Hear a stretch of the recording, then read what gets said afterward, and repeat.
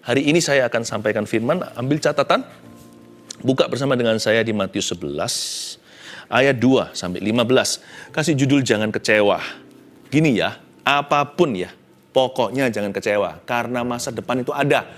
Selama kita masih punya masa depan, dalam Tuhan, dalam janjinya Tuhan belum menyerah, berarti kita dilarang kecewa. Sebab orang yang kecewa sudah nggak punya masa depan loh. Yang dia punya hanyalah waktu berjalan, sedangkan dia masih hidup di masa lalu, dan rohnya adalah trauma. Orang begitu sudah kehilangan future-nya. Makanya dilarang kecewa, karena kecewa itu membunuh masa depan kita. Apapun pokoknya, jangan menyimpan roh kecewa di dalam hati kita. Serahkan di atas mezbah di saat teduh bersama. Hari ini saya larang di dalam nama Yesus. Setelah nanti berakhir saat teduh ini, siapapun masih kecewa hati. Jangan kecewa. Kita belajar dari suatu tokoh yang luar biasa namun nyaris bahaya. Yaitu Yohanes Pembaptis, Matius 11 ayat 2 sampai 15. Mari kita baca. Yesus dan Yohanes Pembaptis di dalam penjara, Yohanes mendengar tentang pekerjaan Kristus. Lalu menyuruh murid-muridnya bertanya kepadanya, "Engkaukah yang akan datang itu atau haruskah kami menantikan orang lain?" Tunggu sebentar. Ini apa-apaan? Ayat 2 dan 3, kok Yohanes going back in time, kok dia menyesali pengakuannya sendiri. Seingat saya di Yohanes 1 ayat 29 sampai 34, nggak usah dibuka. Panjang lebar di sana ceritanya cukup lengkap. Yohanes Pembaptis melihat Yesus datang. Sekalipun mereka cousin, kayaknya mereka nggak pernah bertemu ketika mereka growing up. Mereka itu beda kota, nggak seperti zaman sekarang transportasi mudah. Sepertinya mereka itu tumbuh sendiri-sendiri, tidak pernah ketemu lagi. Jadi Yohanes Pembaptis tidak mengenali siapa orang itu.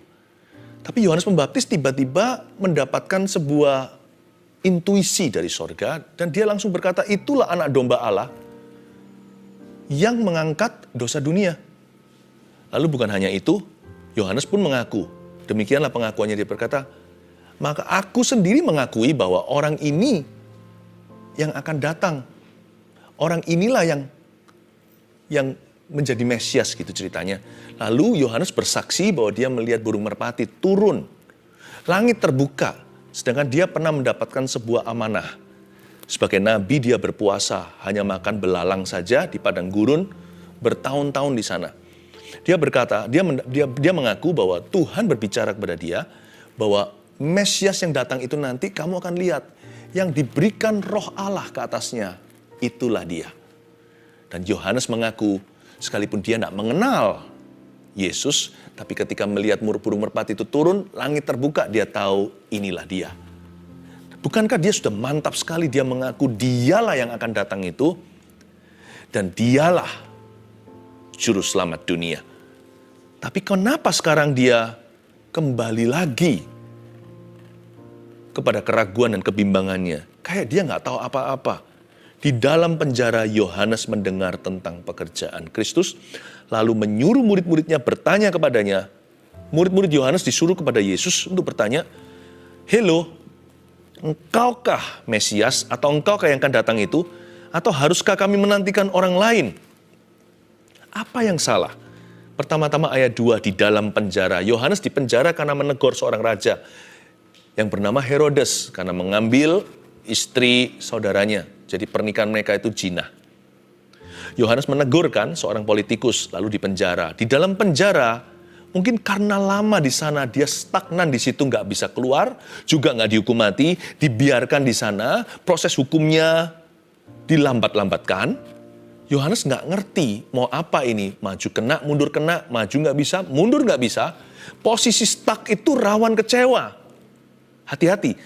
Mungkin bukan penjara, tapi penjara jiwa. Beberapa orang terus di rumah, lama-lama jadi paranoid jiwanya. Meskipun kita harus hati-hati, saya mengerti. Kita harus menjaga protokol kesehatan dan sebagainya. Tapi banyak orang itu sudah mati kutu di dalam sini. Posisi apapun dalam hidupmu yang sifatnya stagnan, itu rawan kecewa. Kok begini ya? Doaku yang gak dijawab, dan juga tidak ditolaknya. Jadi gimana ini? Apa-apaan? Maunya gimana? Apapun dalam hidup ini yang posisi stagnan, posisi stuck maksudnya, itu sangat rawan. Sampai kapan? Aku tidak punya kepastian.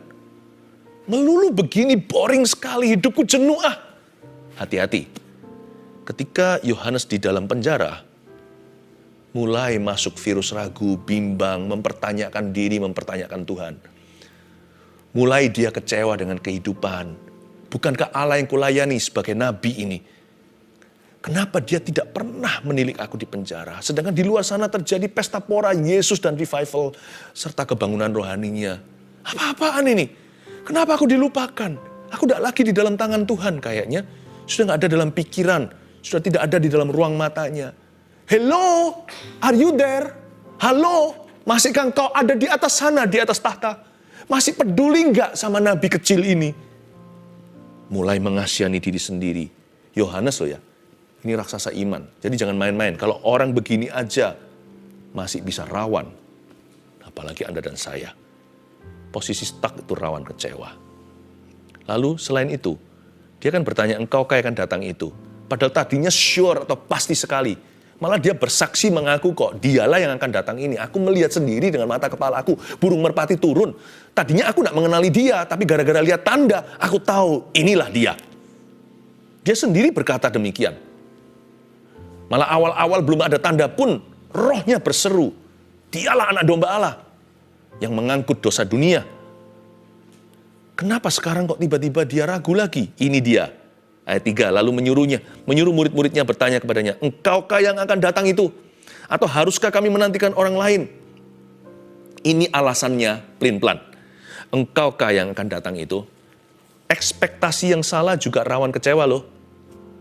Maksudnya apa? Yohanes itu orang Yahudi. Meskipun dia nabi, tapi waktu kecilnya kan dia di masyarakat. Sebelum dia di padang gurun, padang belantara, dia kan juga pernah jadi anak mama papanya. Ingat ya, mamanya Elizabeth, papanya Zakaria. Papanya seorang imam. Jadi imam betul, seorang pendeta. Jadi dia mengerti Mesias itu apa. Mungkin dari kecil dia diajari Taurat. Papanya cerita Mesias yang akan datang bagaimana. Ada beberapa hal yang luput dari sasaran. Banyak orang belum mengerti nanti Mesias itu seperti apa karena Yesus belum datang. Jadi orang Yahudi yang dijajah bangsa Romawi punya ekspektasi bahwa nanti Mesias itu bentuknya juru selamat politik. Mereka nggak bisa nangkep penuh maksud ilahi. Bahwa Mesias yang dimaksudkan itu membebaskan kita dari dosa dan maut. Jadi harapan Yohanes juga adalah Yesus by now sekarang ini. Dia begitu populer, harusnya mulai revolusi. Harusnya mulai membebaskan bangsa pilihan, tidak lagi menjadi bangsa jajahan, bebas dari kontrol Romawi. Kok sampai sekarang Yesus belum beraksi? Apa-apaan ini? Jadi setengahnya, emasnya tidak sepenuhnya murni. Dalam hati ada ekspektasi duniawi. Kalau Tuhan cinta sama saya, kenapa saya tidak kasih uang? Kenapa saya nggak keluar dari hutang? Kenapa kok nggak selesai masalahku? Apakah Yesus itu pembantumu dan pembantuku? Andai kata kita mati dalam hutang piutang kita, saya tidak doakan ya. Saya tidak berharap, saya percaya mujizat Tuhan. So what? Asal hutang dosa kita itu dihapusnya. Apakah Tuhan itu berjanji memangnya harus memberi semua yang kita mau? Kalau kita nggak sembuh gimana? Saya percaya kesembuhan ilahi. Jangan salah mengerti. Tapi Tuhan itu adalah Tuhanmu. Dia bukan dokter praktek yang kau bayari. Dia bukan apoteker kita. Dan dia juga bukan Santa Claus, bukan pesugihan. Kenapa dia harus memberikan apa yang kau mau? Ekspektasi kita itu setengahnya itu masih duniawi. Yohanes agak sedikit kecewa. Kok Yesus belum bebaskan dari tangan Romawi? Mesias politiknya dulu. Engkau yang akan datang itu. Are you the one to come? Atau kami harus menunggu orang lain lagi? Ada embel-embelnya yang belum dicatat di sini. Tapi saya mengerti kok maksudnya.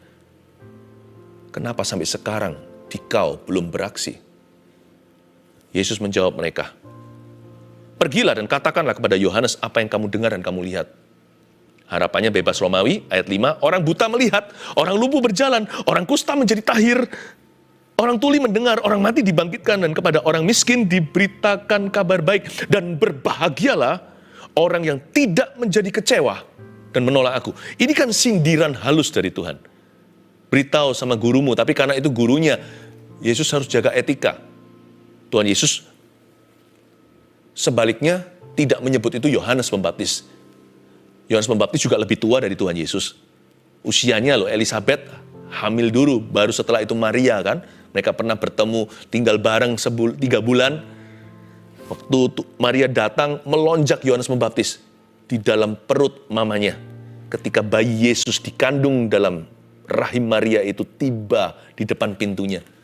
Persis ya, setelah itu bertahun-tahun kemudian waktu ketemu lagi, Yohanes juga melonjak dan berkata, itulah anak domba Allah.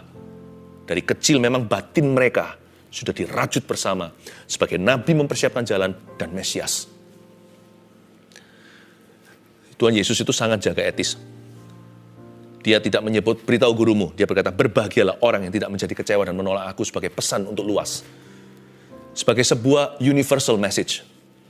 Dia tidak menyindir siapa-siapa. Tapi ini juga pesan untuk Yohanes, sang nabi besar itu yang disebut memiliki roh Elia. Dan berbahagialah orang yang tidak menjadi kecewa dan menolak aku. Dengan kata lain, tolong juga sampaikan gurumu. Berarti Yohanes Pembaptis hampir menjadi kecewa.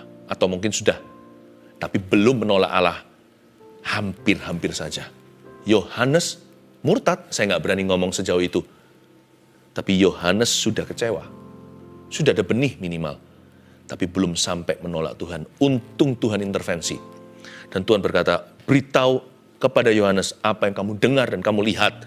Orang buta melihat, orang lumpuh berjalan, orang kusta tahir, orang tuli mendengar, mati pun dibangkitkan. Catat beberapa poin sederhana. Kenapa jangan kecewa? Nomor 1 dari ayat yang kita baca, ayat 4. Yesus menjawab mereka, pergilah dan katakanlah kepada Yohanes, apa yang kamu dengar dan kamu lihat. Pertama, kenapa jangan kecewa? Sebab orang yang kecewa tidak akan melihat pekerjaan Allah. Orang yang kecewa tidak akan melihat pekerjaan Tuhan. Entah luput melulu alias nggak jodoh. Jadi kecewa itu, kalau kita kecewa hati, kita nggak akan jodoh sama karya-karya Tuhan berikutnya. Kok bisa ya? Ketika Allah melawat, orang itu nggak di situ. Kenapa? Dia kecewa, nggak mau lagi ke gereja. Tiba-tiba terjadi lawatan Allah. Aneh ya? Orang itu kecewa dan dia sudah kepahitan. Lalu setelah itu memutuskan untuk tidak lagi menghadiri pertemuan. Kok bisa pas di pertemuan itu? Nubuatan-nubuatan diberikan. Demikian pula hikmat dan marifat. Tuhan masih berbicara dengan cara demikian lewat karunia-karunia. Yang penting tujuan akhirnya adalah Yesus dimuliakan. Tapi orang itu nggak di sana. Entah luput. Atau kadang-kadang kok bisa ya? Penyertaan Tuhan di sebelah kanan, orang itu jalan di lane kiri. Nanti waktu orang itu pindah kanan, penyertaan Tuhan di kiri. Nggak pernah. Jodoh nggak pernah ketemu. Karena roh kecewa itu tidak bisa berjalan bersama-sama dengan Roh Kudus.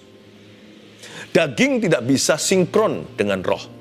Barang siapa hidup dalam daging, dia tidak akan menggenapi keinginan roh. Sebaliknya, jikalau dengan kuasa roh kau mematikan perbuatan daging, kamu akan hidup. Kadang-kadang luputnya juga bukan karena kesengajaan. Tapi ada juga orang-orang yang sengaja luput. Diberitahu Tuhan sedang bekerja, aku nggak mau gitu-gituan. Dulu aku anak Tuhan. Ada orang yang luput, tapi ada orang yang sengaja meluputkan diri dari pekerjaan Allah. Dia semakin menjauh seperti Firaun, hatinya membatu. Orang yang kecewa, tambah hari tambah keras. Dan dia lihat Tuhan bekerja pun dia tidak terjamah. Dia melihat Tuhan berbuat sesuatu yang hebat pun dia tidak mengaguminya. Dia kelihatan orang lain diubah, yang lain ditolong, saya juga. Dia tidak berkata demikian, dia berkata so what gitulah. So what gitulah. Dia sudah tidak haus dan lapar. Entah luput, entah disengaja. Orang kecewa tak akan pernah mengalami pekerjaan Tuhan lagi. Sayang sekali. Untungnya Yohanes tidak sampai terlambat. Ayat 6 sekali lagi, dan berbahagialah orang yang tidak menjadi kecewa dan menolak aku. Berbahagia. Jadi orang kalau nggak kecewa itu bahagia. Dengan kata lain, orang kalau nggak kecewa itu semakin indah. Jadikan aku indah yang kau pandang mulia, seturut karyamu di dalam hidupku. Ajarku berharap hanya kepadamu, taat dan setia kepadamu Tuhan. Orang yang tidak kecewa apalagi menolak Tuhan disebut berbahagia. Berarti orang itu tambah bagus, semakin indah, makin mantap betul. Jadi saya kasih poin kedua, kenapa jangan kecewa? Orang yang kecewa akan berubah. Hati-hati ya. Roh kecewa itu atau benih kecewa itu sangat berbahaya jikalau bukan paling berbahaya bagi jiwa kita. Dosa yang paling membuat kita guilty apa? Dosa percabulan. Karena setelah orang jatuh, pornografi, masturbasi contohnya. Setelah itu anak muda kan berjanji-janji tapi dia nggak percaya janjinya sendiri. Dia kan berkata lain kali aku nggak lagi. Dia nggak percaya. Dan sekalipun sudah didoakan bahkan oleh gembala, tetap dia merasa kotor. Dia merasa nggak layak masuk hadirat Allah. Karena Alkitab memperingatkan dengan jelas. Dalam tulisan Paulus, dalam suratnya dia berkata begini. Karena orang yang berzina, dia berdosa terhadap dirinya sendiri. Sedangkan dosa lain dilakukan orang itu di luar dirinya. Maksudnya melekat dalam gambar diri orang itu. Jikalau orang cabul dan zina, itu melekat dengan conscience hati nuraninya, membuat dia selalu merasa guilty, selalu merasa bersalah, dan tidak percaya pada janjinya sendiri. Betul. Tetapi dosa zina bahkan bukan yang paling bahaya bagi jiwa. Dia bahaya bagi relationship. Dosa zina, cabul, selingkuh contohnya, itu adalah career ending sin. Bahaya sekali buat karir, langsung habis. Kalau presiden pun langsung impeachment. Itu pernah terjadi di dunia ini. Apalagi hamba Tuhan. Dan juga segala profesi. Sama juga. Biasanya yang paling menghancurkan karir adalah dosa zina. Tapi saya mau kasih Anda satu peringatan. Bagi kita semua maksudnya. Tapi dosa yang paling mengubah orang itu. Dari orang baik jadi orang jahat. Dari orang yang loyal jadi orang yang mengkhianati. Seperti Yudas Iskariot. Tahu nggak apa yang mengubah dia? Siapa bilang dia jahat dari awalnya? Enggak. Yudas enggak jahat dari permulaan. Di tengah jalan ekspektasi nggak kesampaian. Dia ingin Tuhan Yesus membebaskan, seperti Yohanes Pembaptis, membebaskan bangsa Israel dari orang Roma. Yudas memang serakah, tapi nggak sampai tega menjual Yesus begitu. Buktinya dia bunuh diri karena menyesali. Tapi membuat dia jadi nekat, jadi orang yang tidak berpikir lagi karena dia kecewanya sudah tidak tertahankan. Orang kecewa itu bisa berubah dari baik jadi jahat, dari loyal jadi pengkhianat. Anda akan terkejut. Orang yang mengeluhkanmu akan menyalibkanmu dan berkata salibkan dia karena kecewa. Orang yang kecewa itu akan berubah. Kalau dosa yang membuat kita paling menyesal, itu dosa zina contohnya. Dosa yang mengubah personality atau kepribadian seseorang. Bukan sampai penyesalan, adalah dosa kecewa. Adalah roh kecewa maksud saya. Adalah kecewa hati. Karena lebih mudah untuk menyelamatkan orang berdosa daripada menyelamatkan sahabat yang kecewa.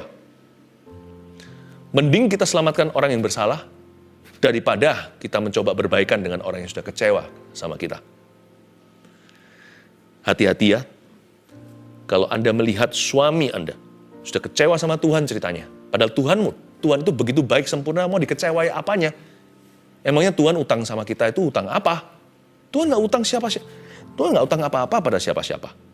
Tapi, jikalau ada seorang memang dia nggak fair sih, itu nggak masuk akal, dia kecewa sama Tuhan, hati-hati. Kalau dia kecewa sama Tuhan, laki-laki itu, sebentar lagi mungkin gampang buat dia menghalalkan dosa-dosa yang lain.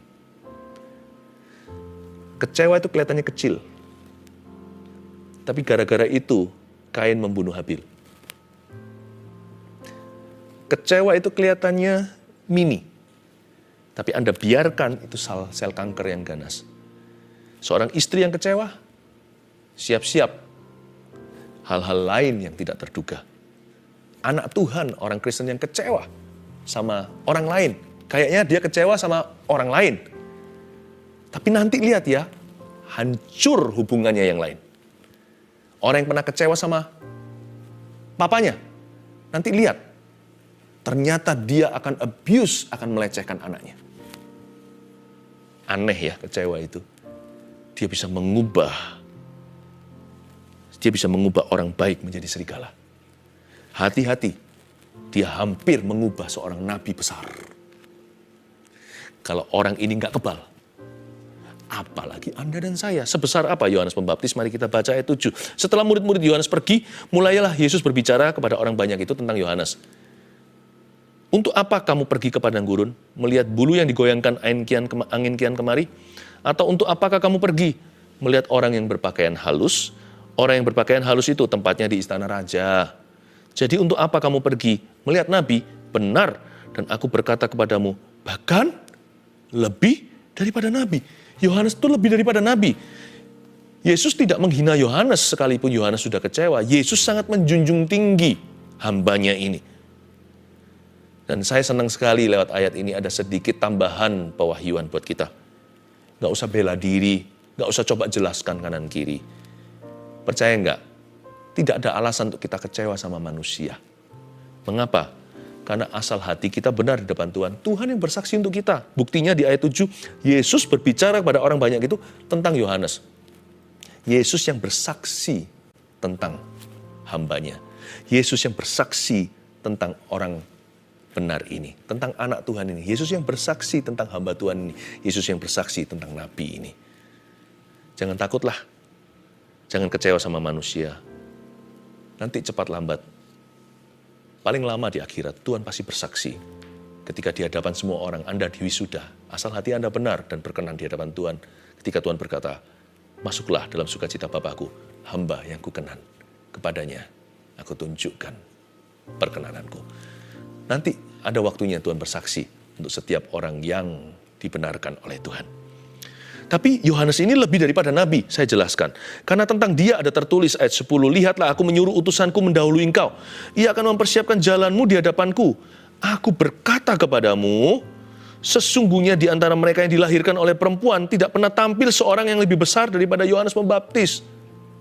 Namun yang terkecil dalam kerajaan sorga lebih besar daripadanya. Apa maksudnya? Di ayat 9 dikatakan bahwa Yohanes itu lebih daripada nabi. Ya.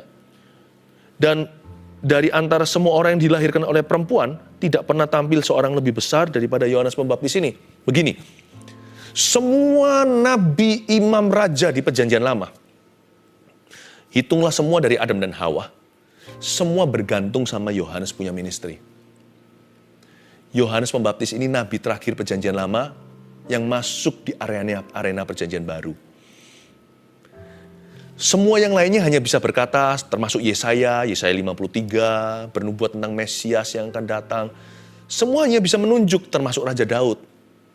Dalam lagu Mazmurnya menunjukkan, terus mulai bernubuat, ada hint, atau ada bocoran-bocoran nanti juru selamat itu kemudian seperti apa orangnya dan pelayanannya.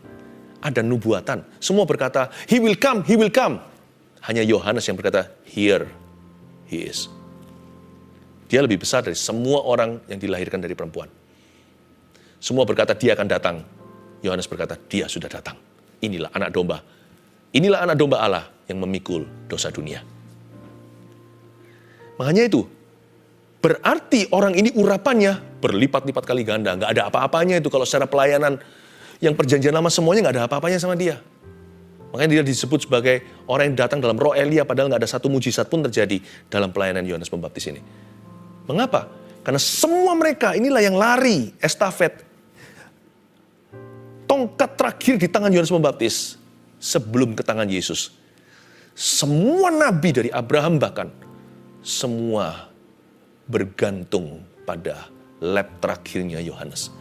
Berarti sorga punya keperluan dan kepentingan. Betapa besar urapan orang ini.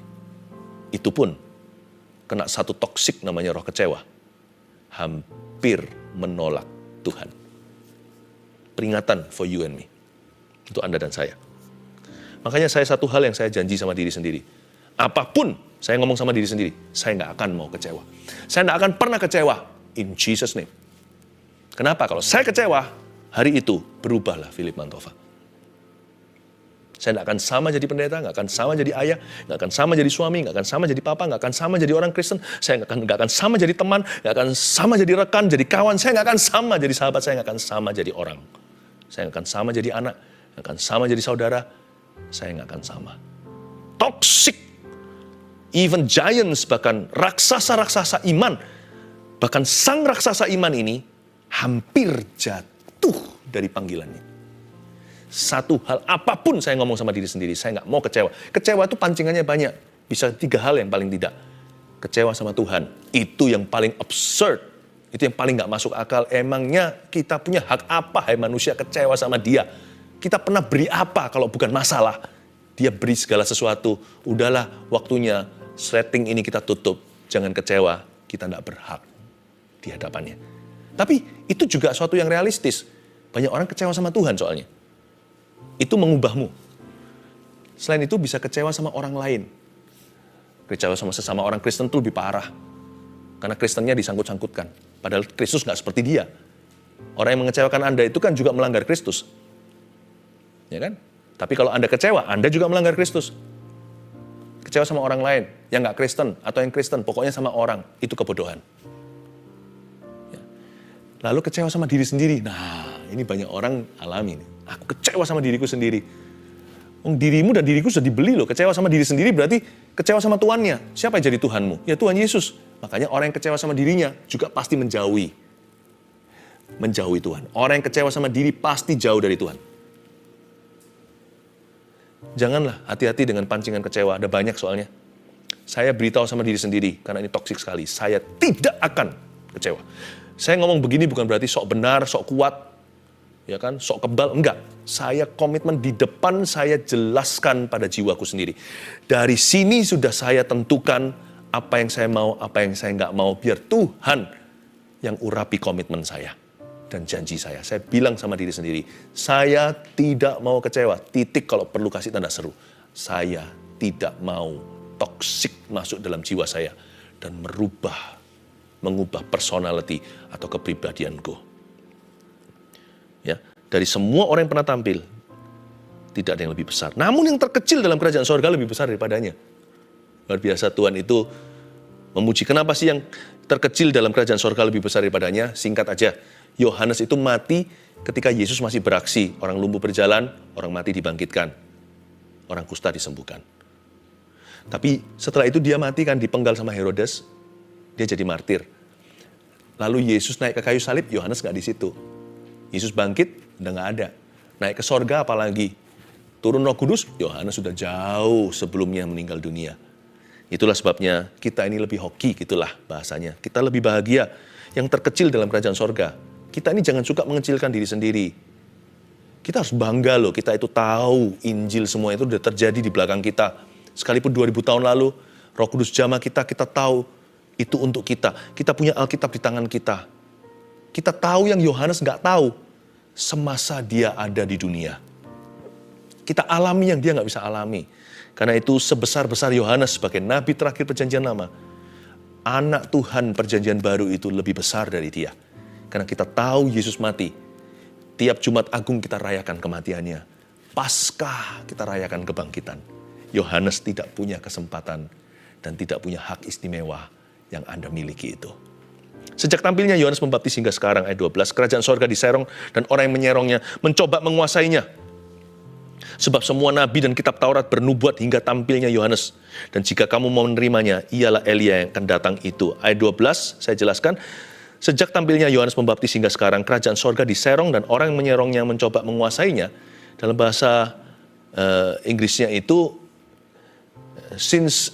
kerajaan sorga itu suffers violence and the violent shall possess it.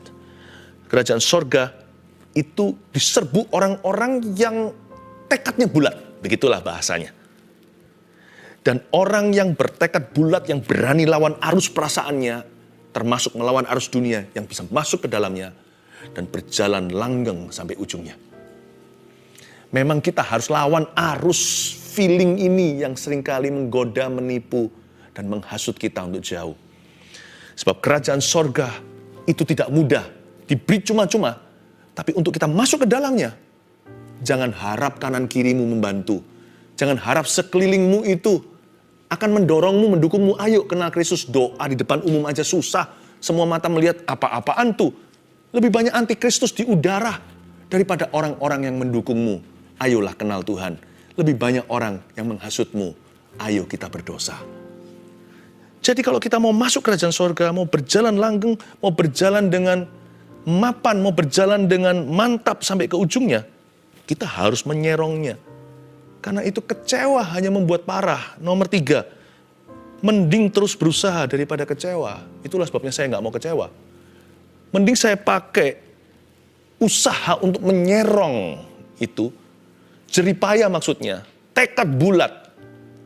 Korban bayar harga kalau perlu. Lebih baik untuk sesuatu yang ada ujungnya. Kecewa itu hampa ujungnya. Sama-sama hard labor, sama-sama jeripaya. Daripada saya jeripaya menjaring angin, lebih baik saya jeripaya untuk dapat roti. Kecewa tidak berakhir roti. Kecewa berakhir jatuh.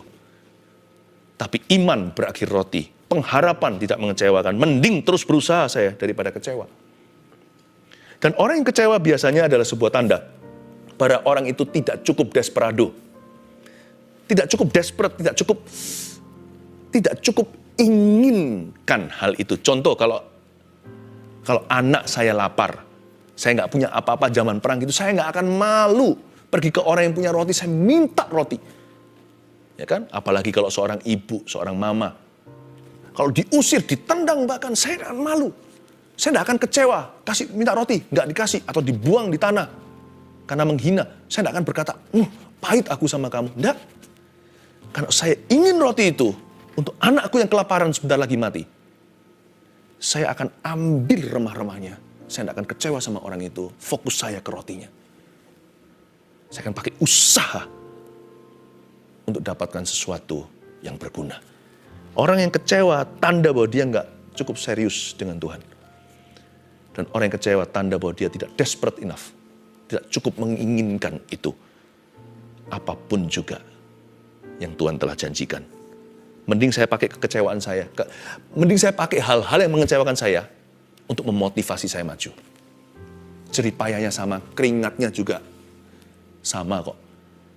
Jadi, itu yang dimaksud kerajaan sorga diserong dan orang yang menyerongnya mencoba menguasainya. Mending terus berusaha daripada kecewa. Dan jika kamu mau menerimanya, ayat 14, ialah Elia yang akan datang itu.